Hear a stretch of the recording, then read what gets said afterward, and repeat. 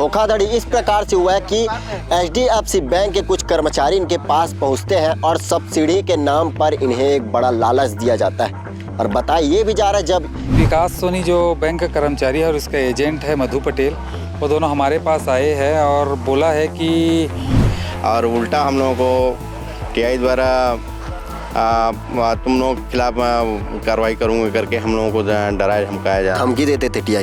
जी। इनका किसानों का आरोप ये भी है कि पुलिस ने प्रभारी ने जो है धंधा प्रभारी ने FIR करने के बाद में 52,000 रुपये 166 लोग हैं सर। 166 लोग धमधा ब्लॉक में 166 लोग 3 से 4 करोड़ की पूरी धोखाधड़ी हुई। पूरा 3 से 4 करोड़ का धोखाधड़ी हुआ है।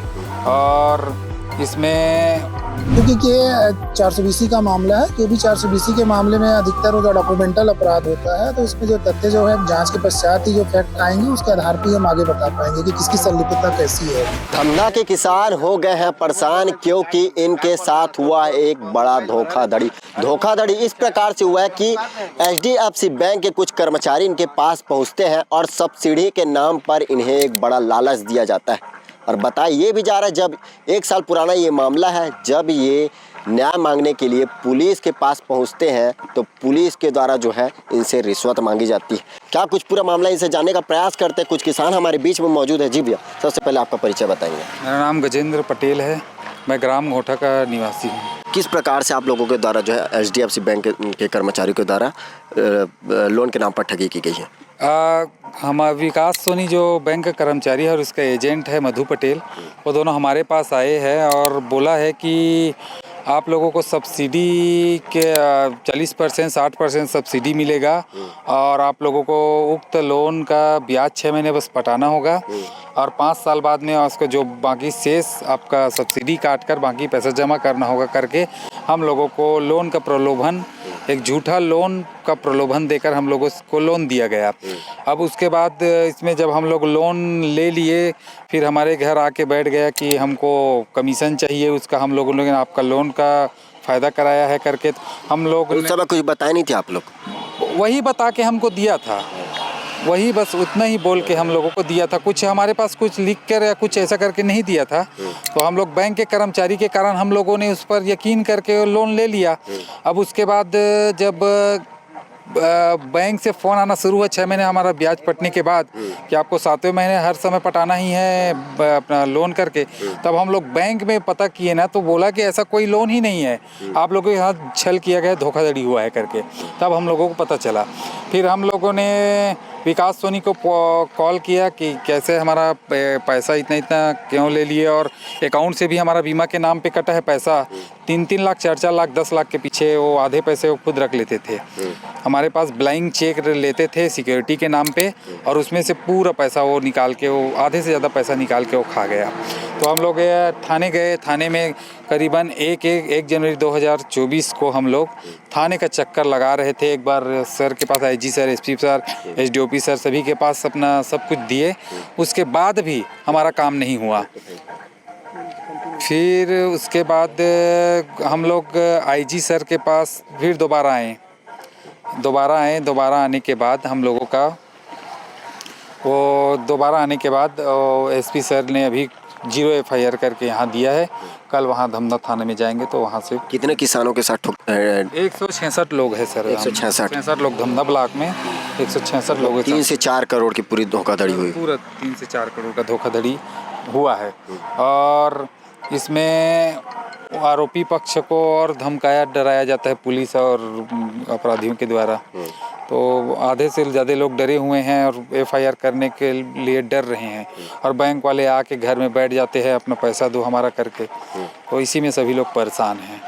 IG सर के पास आपने लिखी शिकायत दी, उसमें TI जो धमधा TI उन पर आरोप लगा है हम लोगों की रिश्वतखोरी का, क्या कुछ वो पूरा मामला है? ये मामला तो लगभग 1.5 से 2 साल के बीच हो जा रहा है, 1.5 साल लगभग हो जा रहा है। रिश्वतखोरी उसने कागजी कार्रवाई करने के लिए मांगे हैं, काम लगता है, इसलिए हम लोग ने दिए हैं उसको ले जाके। सभी लोग चंदा करके दिए हैं, 50-55 हज़ार दिए हैं, तब जाके हम लोगों का कागजित कार्रवाई के लिए 52 से 50 हज़ार रुपये जी लिए हैं इतना पैसा। और उसके बाद हम लोगों को धमधा TI के द्वारा बार बार डेट देते गए पैसे तैसे करके हम साल भर तक के हम लोगों को घुमाते रहे और आरोपी पक्ष को बचाने का पूरा सर्वेक्षण टीआई के द्वारा किया गया है। और उल्टा हम लोगों को टीआई द्वारा तुम लोगों के खिलाफ कार्रवाई करूंगा करके हम लोगों को डराया धमकाया जा धमकी देते थे टीआई जी। और वो ये भी बोले थे कि अगर तुम लोग पैसा दे दोगे तो एफआईआर दर्ज कर दूंगा, लेकिन दर्ज नहीं किए थे। ये भी बोले थे कि आप लोग पैसा दोगे तो एफआईआर दर्ज कर दूंगा। और उसके बाद हम लोग देखते रहे वैसे तैसे हम लोग घुमाते रहे, गोल घुमाते रहे। तब जाके हम लोग कानून का दरवाज़ा खटखटाया और सक्षम अधिकारी जिला अधिकारी के पास, आईजी के पास और एसपी जी के पास अपनी शिकायत लेके आए। तो आज जाके उन पर कार्रवाई किए हैं, जीरो में बना के धमधा थाना भेजा है। आज आईजी सर के पास पहुंचे थे, क्या कुछ पूरे बातचीत हुआ, क्या एफआईआर दर्ज हो रहा है अभी? हो रहा है सर कि जो धोखाधड़ी किए उस मामले को पूरा बताया और 1 साल से हमारा एफआईआर नहीं लिख रहे हैं टीआई साहब जो थाना प्रभारी हैं, कोई वहाँ सुनवाई नहीं हो रहा है। तो हम लोग जिला आए हैं सर, तो आपके पास तो तुरंत उनको कॉल किए और वो कहीं ड्यूटी में होंगे, नहीं आ पाए होंगे। TI sir? हाँ, टीआई सर को कॉल किए, एसपी साहब, तो उनको बुलावा भेजे तो कहीं ड्यूटी में होंगे, क्या होंगे पता नहीं आ पाए 1 घंटे तक। तो सर ने हमारे समस्या को देखते हुए तत्काल पुलगांव थाना में 0 एफआईआर करके हम धमधा थाना रेफर किए हैं थाना एफआईआर को कि इनका जांच तत्काल हो और इनको निराकरण मिले, इनको थोड़ा सा समाधान मिले इनको करके। इसके लिए हम बहुत बहुत धन्यवाद देना चाहेंगे एसपी साहब को कि हमारी बात को तुरंत गंभीरता से लेते हुए उन्होंने कार्रवाई को तुरंत आगे बढ़ाया। तो इस पूरे मामले को लेकर हमने पुलिस अधिकारी से भी बातचीत किया है, उन्होंने क्या कुछ कहा आइए आपको सुनाते हैं। सर, धमधा में 166 किसानों का कहना है कि उनके साथ लोन के नाम पर फ्रॉड हुआ है। तो इस मामले में किसान पहुंचे हुए हैं, एफआईआर दर्ज कराए हैं, आगे की क्या कुछ कार्रवाई करी है? आज पुलिस अधीक्षक कार्यालय में 5-6 जो वहाँ पे जो रहने वाले लोग हैं धमधा थाना क्षेत्र के अंतर्गत, वो लोग यहाँ उपस्थित हुए थे और अपनी शिकायत लेके यहाँ पे आए हुए थे। शिकायत के आधार पर तत्काल यहाँ पे एफआईआर किया गया है। एफआईआर करने के पश्चात आरोपियों को गिरफ्तारी के लिए तत्काल टीम रवाना भी की गई है। सर, इनका किसानों का आरोप ये भी है कि पुलिस ने प्रभारी ने जो है धमधा प्रभारी ने एफआईआर करने के बाद में 52,000 रुपये लिए हैं। ये अभी जो आप बता रहे हैं संज्ञान में आई है, इसके लिए पृथक से जांच कमेटी बनाएंगे और जो एसपी सर जो निर्देशित करेंगे उसके आधार पर उसके खिलाफ जांच की कार्रवाई भी की जाएगी। एचडीएफसी बैंक की संलिप्तता इसमें कितनी लगती है?